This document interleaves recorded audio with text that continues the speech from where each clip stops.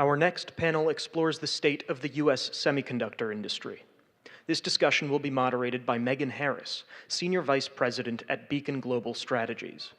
Our speakers are Keith Strier, Senior Vice President for Global AI Markets at AMD, Greg Bartlett, Chief Technology Officer at Global Foundries, and Sree Ramaswamy, Fellow at the Noble Reach Foundation.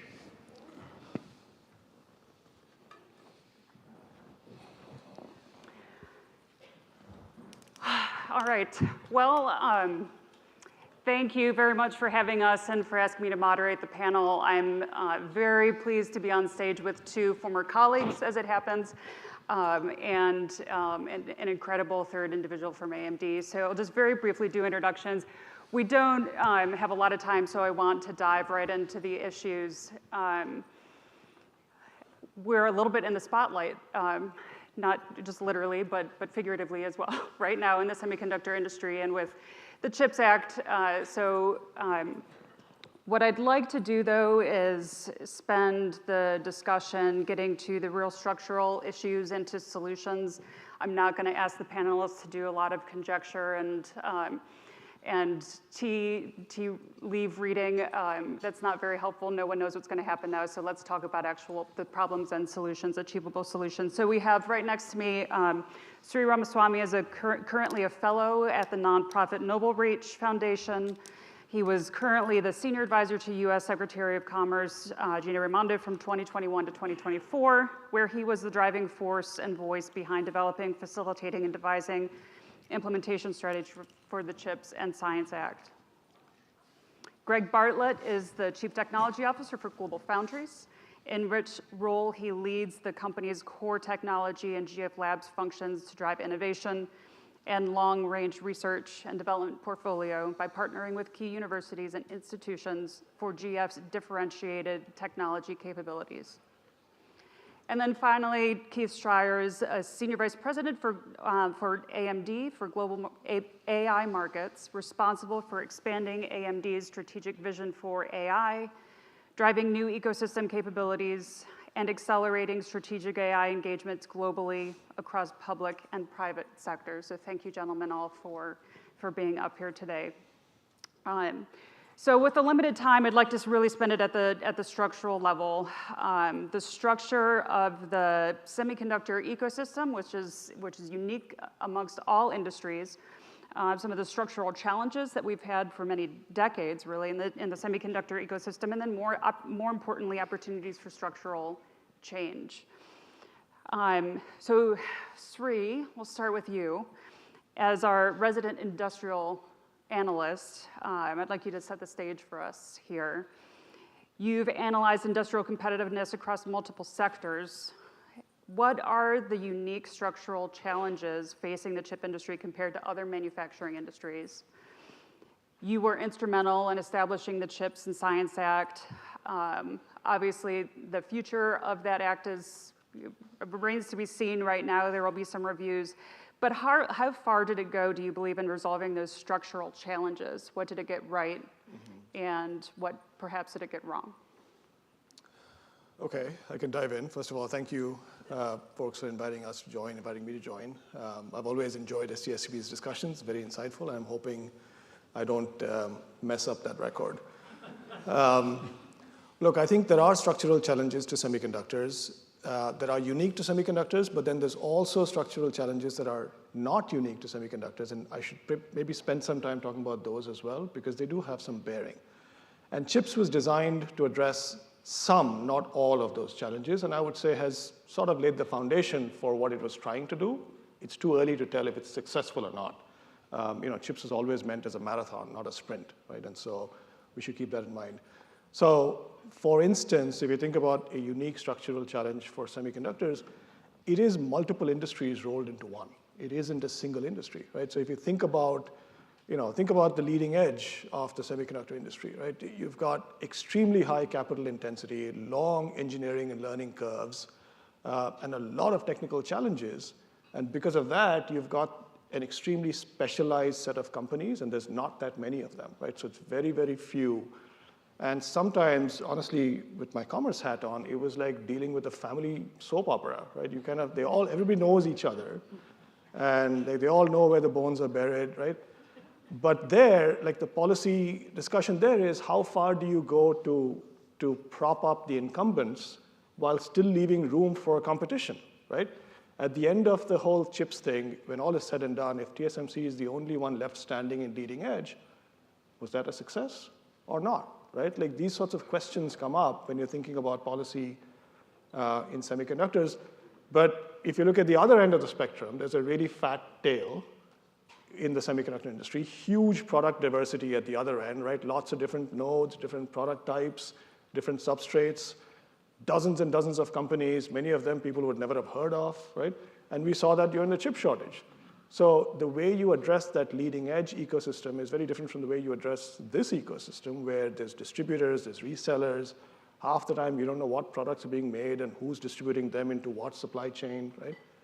And so what CHIPS was trying to do is try to address all of these things, right? And I'm not even getting into all the R&D stuff and all of that other stuff. And so I think what CHIPS managed to do, I think, was to lay a foundation where you could, like all of these different aspects of the semiconductor industry could see themselves reflected in it and could see incentives for their own investments. And I think by and large, look, when I look at the foundation that's been laid, right, 50-odd projects going around the country, close to $500 billion of investment, all of the leading edge companies are active here in the US now. That's different from what the situation was 4 years ago, right? And so you can look at that and say, okay, we've laid a foundation. Now if you go to a TSMC and say, hey, we don't want 3 fabs, we want 6 fabs plus 2 advanced packaging facilities, you can now credibly go to TSMC and say, we want you to do that. It would have been difficult to do that 4 years ago, right? And so that, I think, in terms of structural challenges, I feel like we've met some of those. However, there are structural challenges that are not unique to the semiconductor industry, that were not specific to chips, and that are still a threat to this industry. So for instance, Chinese legacy chips, right? We all knew this was coming. This is the China playbook, right? They did it in steel and coal, they did it in solar, they did it in pharma APIs. They're going to do it in legacy semiconductors. CHIPS is a market-based incentive program. If you allow the market to be distorted by non-market actors, there's not a whole lot that CHIPS can do to stop that, right? And so how do you stop that? So that's something that we still haven't addressed. Or the fact that, there's many people in this room who have been losing sleep, including myself, for the last few years from a national security standpoint because of the whole China-Taiwan situation. And yet you've got companies with trillion-dollar market caps that Wall Street is rewarding, despite the fact that they have a single source vulnerability within that region, right? So how do you address that problem, right? That clearly suggests that something has to be reconciled in how Wall Street thinks about risk perception and how the national security agencies think about risk, right? They are not thinking about risk the same way. And as long as we have that discrepancy, we will always be vulnerable. And that, again, is not something that CHIPS is designed to solve. Mm-hmm. Thank you. So Greg, from Global Foundries, chip manufacturer, obviously you were really the target of the CHIPS Act as a manufacturing incentive. So would like your thoughts as well to add on Sree's comments. What does CHIPS Act get right? What does it miss? But especially interested given GF's unique portfolio of technologies, and here we are speaking about AI and we speak about leading edge.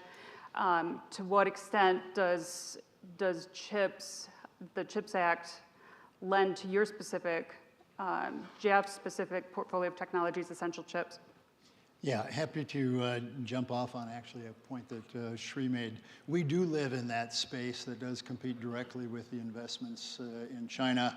I was in a panel yesterday, and China is expanding in the technology nodes that we build in our factories at about a 3x rate relative to the rest of the industry. They'll triple their capacity in a period of 5 years. So the commoditization play that Sree mentioned is absolutely in play. The way we address that is differentiate or die, right? That you need to go differentiate the capabilities you have in those technologies through innovation so that you have something no one else has. the previous panel that was listening talking about 45 nanometer silicon photonics. That's one of the core areas that we have made an investment in. It's part of the CHIPS funding is to expand those capabilities on there. So CHIPS got the supply side right. We actually had 2 CHIPS awards, one for an advanced packaging facility and one for a brand new facility in our upstate New York facility. What it did not do and didn't try to do was to address the demand side. And I really love the way that Sree, you kind of characterize it. Fixing 2 nanometer gate all around GPU devices is a supply side challenge. There's an infinite amount of demand today, and it's as quickly as you can build a factory to go build those products, it's there.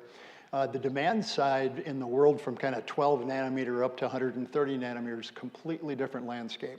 There are dozens of companies that can, in many instances, produce good enough technology that may not need to be differentiated. And as we're a foundry, right, we have 200 customers. They're going to go wherever they can get the lowest cost for the good enough product. So we don't get to decide where that gets built. I can go build a factory and it'll sit empty waiting for the demand to come. So we do feel like there is another need for incentives for supply, but also incentives, and by incentives it could be carrots or sticks. I know that's in vogue these days, but to do something to domesticate the demand that goes along with it. So that's really on the $39 billion of brick and mortar. On the research and development side, you know, one of the things I advocate the most strongly for is to make sure that we strike the right balance for the research portfolio. The great news is the $13 billion allocated to the Defense Department, 11 into Commerce, is a material amount of investment in pre-competitive areas that industry doesn't invest in. Striking a balance, so some of that is on new transistor discovery for whatever is going to come as a replacement for gate-all-around devices, but also in areas, and I'll make it relevant for AI. There's a lot more that goes into a data center and chips than just the GPU and the HBM memory that's sitting there. The optical interconnect, the transceivers that are required to do that, the power conversion bringing 400 volts into the top of the rack that needs to be stepped down to below 1 volt. There are critical technologies that we build that go into it that need the same improvement in efficiency and improving energy conversion in those systems that the GPUs and the HBM memory is strong. So I think for us, the part we're really looking forward to is the NatCast and NSTC team has an opportunity to finalize their research agenda, and it's been a little slow in the coming. Finalize that agenda, but really look for some balance to make sure we're holistically looking at the grand challenge of energy consumption in an AI data center and attack all facets, not just a narrow focus. So, Keith, before I want to transition into an AI discussion and how we're seeing some of the hardware changes and innovation in AI, but first to Greg's point about the demand side challenge as a customer of manufacturing, what as a customer, as a design company, would be most likely to move the dial in terms of bringing that demand back to the U.S.? In terms of onshoring manufacturing? Right.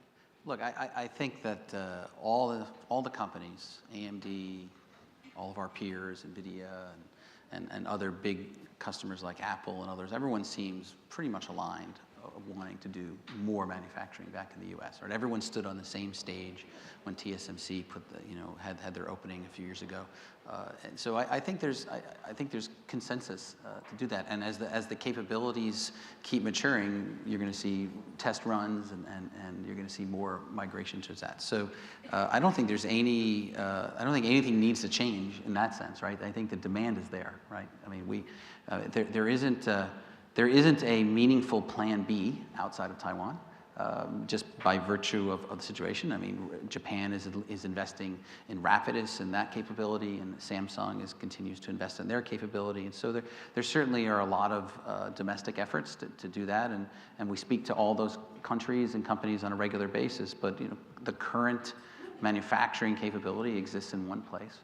And when it can be in more than one place, I know that we'll all embrace that, and we would love that to be in the U.S. And so I know that's the case. So I don't think there's anything to change other than to support the domestic ecosystem and to support all of the efforts to keep investing in, and it's not just the manufacturing facility, it's the talent, right? I mean, we don't talk as much about it, but the actual, some of the challenges that TSMC has had in standing up their fabs has been not having the people, the skills, right, domestically, and that's, if you were to play out over the next 10 years, all the capabilities you want in the U.S., and I'm sure, Greg, you're more involved in this than I am, but you know, it's in the tens of thousands, right, of potential openings that are maybe unfillable because we just don't have the resources here, right?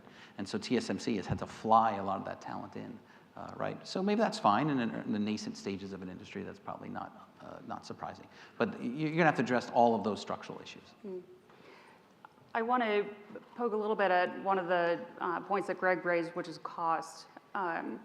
From a customer perspective, how do we address the cost hurdle, which is that it's more expensive potentially to manufacture in the United States? Yeah. Are there what are incentives, for example, that would incentivize your manufacturer in any chip design company manufacturer in the United States? It's funny, yesterday I had to take the red eye here today because I was in Santa Monica yesterday at the Montgomery Summit, and I was handing an award. I was on a different stage handing an award to John Chambers, the chairman emeritus of Cisco, recognizing his decades of leadership in technology diplomacy. So it was the Tech Diplomacy Award. And John, when he got up on stage, started talking about, you know, his career and where he's made impact in countries. He pointed out that when one of the achievements he's most proud of was his relationship with France. And then when he first started sitting down with Macron to talk about helping to bring more technology innovation to his country, and this is, of course, probably going back 20 years, you know, the internet era. He said France was like the worst country in Europe to do a startup. They just did not have the policy environment to be conducive to doing startups, and there were very few startups at that time. You know, and he jumps ahead 20 years from now, and France is one of the top countries in Europe to start up. So what's changed? I mean, obviously, you create that regulatory environment and that sandbox that allow entrepreneurs to take risks and to get capital and to lay the foundations for building companies. And now, you know, frankly, they have a disproportionate number of the leading AI startups in Europe are based in France, like Mistral and Scaleway and Hugging Face and that kind of thing. So it's definitely doable. You know, it requires the will to do it. I mean, our model in the U.S., of course, we have federal and there's local and state incentives. So, you know, it's a combination, you know, of all three. Yep. Okay. So I'd like to transition out to AI more specifically. And we've heard from companies this morning that are customers of both of yours really depend on your chips to keep the AI innovations moving forward. So we hear about innovations in AI, but that's driven by your technologies, both Keith and Greg. So how do innovations in chip design drive innovations in AI, quantum AI infrastructure, and also in context of the recent news about DeepSeek, help us understand the degree to which AI dominance is going to continue to rely on hardware and chip design innovation. And then, Greg, I want to move to you on that question as well. Yeah. Well, actually, Greg said it. He already was referring to this earlier in his earlier answer, which is it's really not just about a chip, right? It's about a stack of technology and, you know, a stack of hardware and software, and it's both the integration and the interplay of that stack.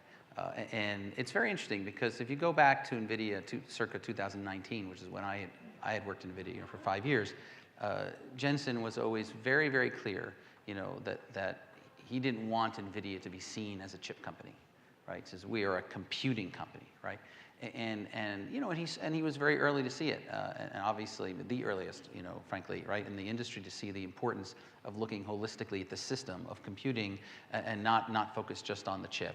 And I think that's definitely where the industry is now, and that's why AMD acquired ZT Systems last year for $5 billion, and that is the, you know, the optimization of this stack with all these components in it, the chips being perhaps the heart of that, but increasingly the performance and the efficiency that our customers want from our stack comes from the software, you know, and the integration of that stack, not just the chip design. It's obviously very important, but it's not the sole issue. And frankly, the data center design is increasingly going to play a role in that. So at that intersection of data center design, chip design, and software, you know, that's a very, very complex stack of capabilities, only some of which AMD controls, obviously, or NVIDIA controls. So there is an ecosystem play here, right? And all of that comes together, and that's really what's delivering the ability for all these incredible innovations. And anything less than, it's easy to oversimplify it, but that's actually what's happening. Mm-hmm. So Greg, as a manufacturer, what are those changes? How are you adapting to these AI innovations? And also would love to touch on packaging as well. Sure, I mean, that's key. sure. Yeah, I mean, for us, a big part of what we do is to enable AI in data centers, but we also want to consume AI to make the work we do to enable AI that much more efficient.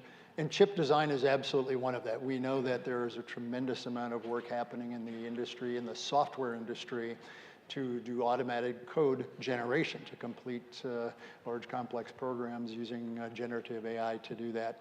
One of the calls that I would make as a very specific thing is the electronic design automation, or EDA software, that's used in the chip design process today is from a few very large EDA companies on proprietary languages. So there are no large language models that have been trained on these languages, and it frustrates the ability to do automatic code generation. So there's one big call, which is to launch an initiative to get the large EDA companies to go train large language models and enable their customers. I think it's a massive efficiency boost. The other one is actually using AI to do designs, and I give credit to one of the Jumpstart programs that NatCast has done. It's a program called AIDRIFIC, which is AI for RFIC design. Happened to pick one of the most difficult areas that many people still think of RF design as a black art, but it is going to seed the industry with the fundamental capabilities of how do you go attack not just digital, which is largely a software-driven process, but for analog, mixed signal, and RF. So I think more and more of those initiatives will help the entire ecosystem be more efficient in using AI to make what we do more efficient. Okay. Sree, let's bring this back to industrial policy. Let's do that. How does the government best help offset some of the hurdles that Greg and Keith have talked about, and understanding the political realities right now with chips, for instance? So acknowledging that, I'd like to think a little bit beyond that that tool. The semiconductor industry in the U.S. really grew out of a highly effective venture capital community ecosystem. So a model that really is unique to the United States, I think, and has really driven a lot of the innovation that we have now. So chips was critical. What are the other financial or investment models that might align with the political realities, but also continue to drive this innovation forward? So what other kind of creative financial and investment models should we be thinking about? Well, you always wonder when is a good time to bring up taxes. It's definitely not after lunch, so I'll bring it up now. Look, it gets back to the point that Greg and I think Greg made the point about the ecosystem, right? And Keith brought it up as well. You always have to wonder about how do you support individual companies, particularly in the more concentrated end, versus how do you ensure that the whole ecosystem is benefiting, right? And so when you think about emerging technologies, particularly those that have a hardware flavor, so they're kind of lower down in the tech stack, there is a strong learning curve. There's a huge learning curve. There's an engineering curve. You take these designs and you're converting them to PDKs. You're thinking about how to improve yields. And what we've missed in this country for a while is the R&D infrastructure around that kind of access, right? How do you provide more access to folks that is a little bit more open access? So a lot of the $11 billion of the CHIPS R&D program is focused on that sort of access, right? Can you provide more access? But what you see when you look at the next year or two, folks in this city are going to be thinking about the tax code. And it would be useful for those folks to think about the R&D tax code, right? Our R&D tax code is generally stingy by international methods, by comparisons, and has been getting stingier over time because of changes in amortization. But the point I want to make on the R&D tax code is, look what qualifies as an expense that you can deduct in your R&D tax credit, right? Workers, contractors, and consumables, which means if I'm a company and if I hire R&D workers, I can get a tax credit. If I hire R&D contractors, I can get a tax credit. If I build an R&D facility and populate it with R&D equipment, assets, there's no tax credit for me, right? And I actually get dinged by it for that investment. And so it's not a surprise that in the ecosystem, there is this paucity of infrastructure that allows for designs and where the design meets the physical world, right? That space of demonstration, prototyping, and qualification, more importantly, qualification, those pathways are blocked. And until you release those pathways, venture capital can stand upside down and do all kinds of things. They are not going to make investments until you see the qualification pathway, because you get past the qualification pathway and your customer demand signal starts to become clearer. And that's what VC wants to see, right? VC wants to see, do you have a market for this thing? Do you have a path to the market? And if you're blocked by missing infrastructure, VC is not going to invest in that infrastructure. And so that's kind of the one thing that I would ask people to focus on is that piece of the R&D tax code. Thank you. So before getting into our last wrap-up questions that I want to ask, the supply chain, COVID woke us up to supply chain security. That's when we first really discovered nationally what chips are and where they come from, and global foundries and the manufacture in a foundry. But there's a whole supply chain that sits below the manufacturer. The tool makers, the subcomponents of the tool makers, the materials, the chemicals, and that to me is something that we still haven't quite gotten to at a national level. We're sort of going down level by level. So for any of you, how do we pull the whole supply chain into this conversation, all the way down to the subcomponent level, the filtration systems? They are also critical. So how do we bring them into the conversation? Happy to give a few comments. For us, you're right. The most complex supply chain in the history of the planet is producing chips that go into a data center and the good news is supply chains and manufacturing facilities are very aware. There were a lot of policies around conflict-free minerals, et cetera, that attuned us to, okay, I have a copper target or a tantalum target I'm using in my manufacturing line. Where was that tantalum mined? Where was it refined, et cetera? So there's been a pretty good awareness. What has accelerated that is, first and foremost, COVID, where companies that were critical in the supply chain literally disappeared overnight. And now, quite frankly, export restrictions and the tit for tat that's happening there, 6 months ago or so, germanium, gallium, and antimony were blocked for export coming out of China. So I do think that the manufacturing end of the business is acutely sensitive to where the global supply is, the geopolitical risk that comes with it, and works aggressively. Now, the part that is still missing from that is, okay, if not from China, then where, and what investments are we going to make, and what are we going to do to be able to make a secure supply chain for a durable period of time? Yeah. Yeah, I think I can maybe add to that a little bit. So look, there are a couple of different ways we've tried to do this. One is the bet that we make, that if you create a large-scale enough cluster of fabrication and packaging capabilities, that will draw a supplier base to co-locate, right? And that is manifesting to some extent. You can see that in Arizona, you can see it in Texas, and hopefully we'll see it in some of the other clusters too.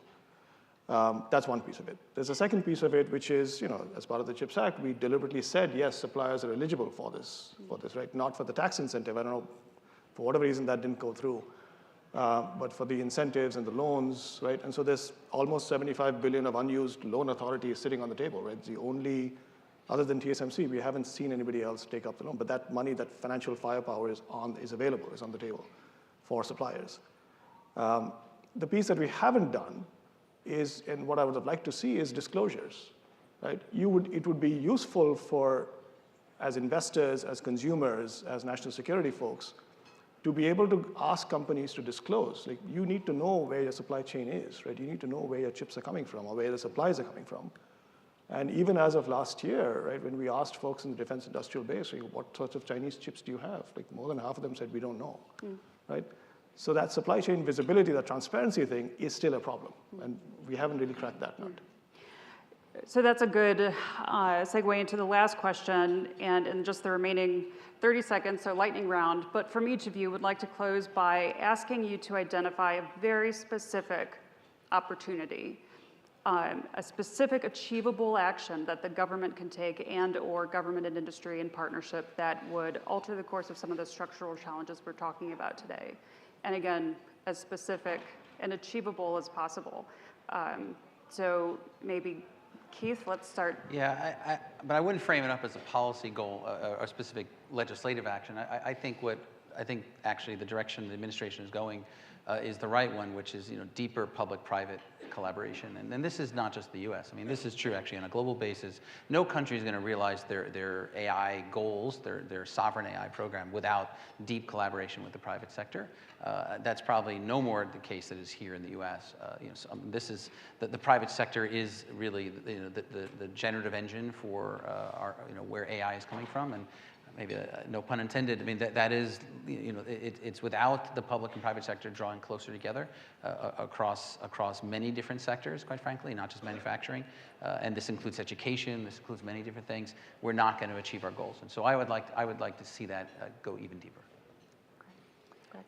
I'll be very specific, and it's a course adjustment for the NatCast NSTC mission. One of the core missions is around research and development. The other one is around improving the accessibility to prototyping infrastructure in the U.S. So what's referred to now as the APPF facility that will be built on the Arizona State University campus.